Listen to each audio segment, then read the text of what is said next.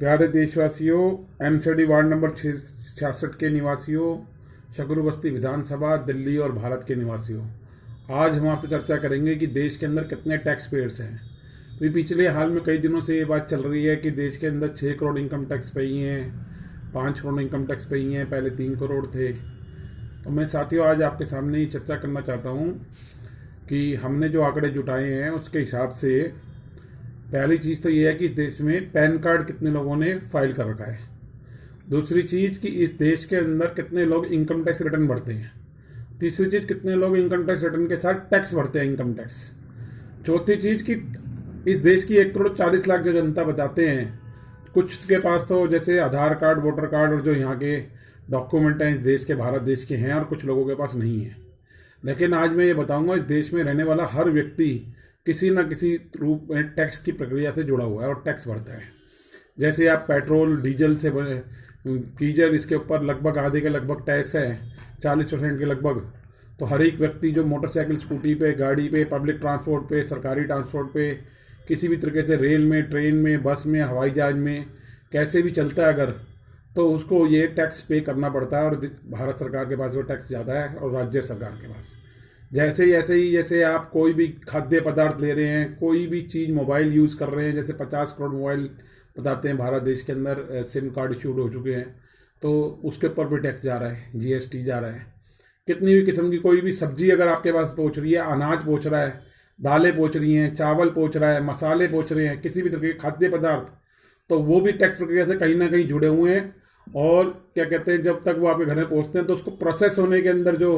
Diesel और कई अन्य चीज़ों का यूज होता है, उन सब पे टैक्स पे किया जाता है। तो इसलिए मेरे को लगता है कि इस देश का हर व्यक्ति किसी ना किसी रूप में टैक्स प्रक्रिया से जुड़ा हुआ है और वो टैक्स पेयर्स है। आप बिजली यूज़ करते हैं तो बिजली के ऊपर भी हर एक सरकार टैक्स लेती है अलग अलग तरीके से,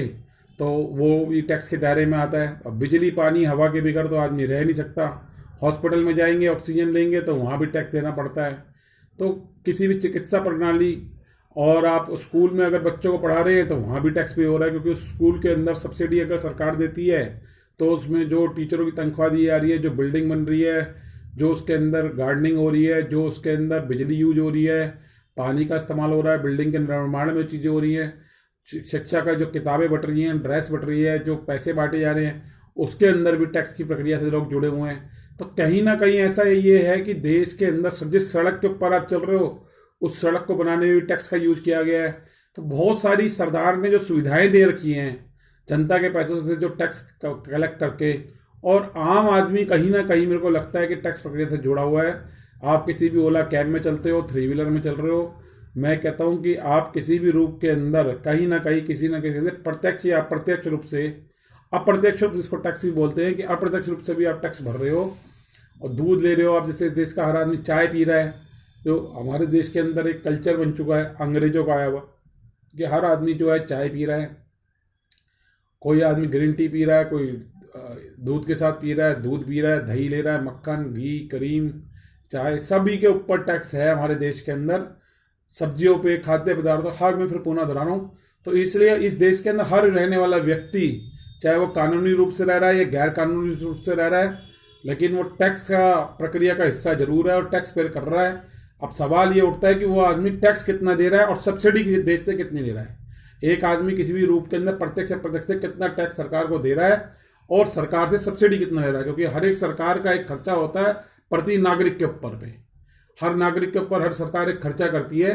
तो उस सरकार का जो सालाना खर्चा होता है उससे ज़्यादा की वो सब्सिडी ले रहा है या उससे ज़्यादा का वो सरकार को टैक्स दे रहा है, ये गंभीर विषय है। तो ऐसा अगर आंकड़ा अगर आप देखोगे तो ये आंकड़ा 100 करोड़ से भी ज़्यादा का है,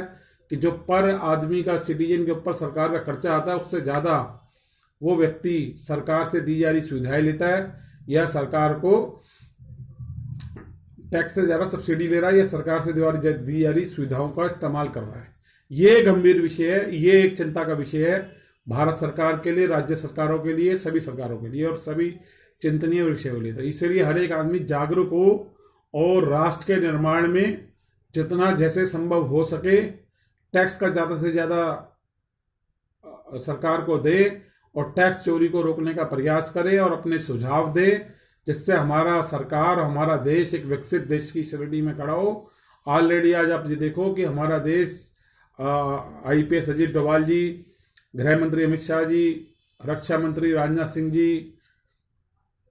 हमारे देश के जो हैं प्रधानमंत्री आदरणीय श्री नरेंद्र मोदी जी, जो कि बहुत ही यशस्वी और सर्वमान्य, आज उन्होंने एक ताकतवर और आधुनिक और शक्तिशाली अस्त्रों से लैस एक भारत का निर्माण किया है और आज दुनिया के सामने इसका उदाहरण है।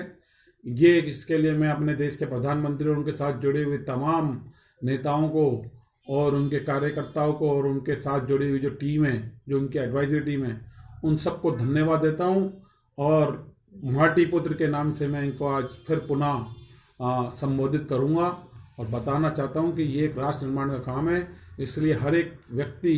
प्रयास करे कि राष्ट्र हित के अंदर, चाहे वो सरकारी नौकरी पे हो, चाहे वो प्राइवेट नौकरी में हो, चाहे वो आम नागरिक हो, वो प्रयास जरूर करे टैक्स देने का और टैक्स चोरी करने वालों को रोकने का भी प्रयास करें। इसी शब्दावली आज इसी के साथ आज की शब्दावली को हम विराम देते हैं। जय हिंद, जय भारत, जस्टिस क्रांति जिंदाबाद।